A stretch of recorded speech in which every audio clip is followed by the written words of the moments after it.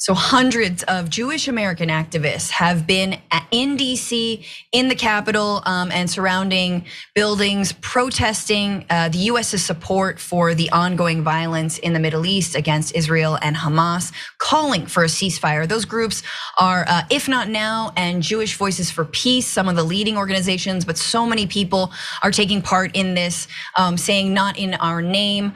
Some really inspiring words. Well, let's get into it. Of course, Capitol Police arrested 300 people. They were protesting inside of that rotunda on the Cannon House office building, demanding Congress pass a ceasefire resolution in the Israel-Gaza war amidst an intensifying humanitarian crisis. And just to be clear, this is the Cannon building, it's not the Capitol building. But look, let's listen to American Jews. What are they saying?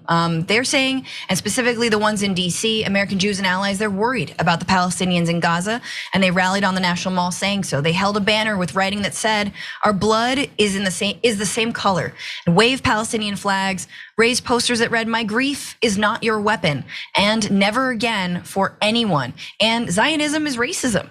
There were Jewish people wearing prayer shawls and kibbut, young activists sporting tattoos and nose rings, and people in headscarves and Palestinian checkered black and white scarves. Those are called keffiyehs. Thank you, Washington Post, for explaining these activists. So again, there were rabbis there, 25 rabbis who were against the occupation. And calling, not in our name.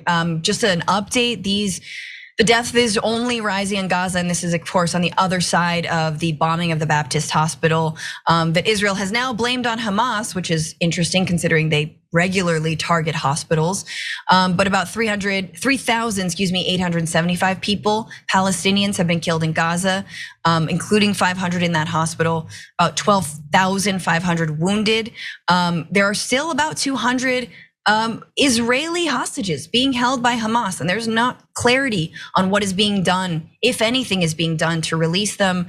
Just this morning, however, Hamas did claim responsibility for 30 rockets that were fired into Israel from southern Lebanon. So it's getting worse. People, leaders of Egypt and Jordan have met, and they're warning against this wider regional war. And they're also saying, look, we're not going to absorb the Palestinian refugees, the injured, the people who have no home to go back to given this evacuation for northern Gaza.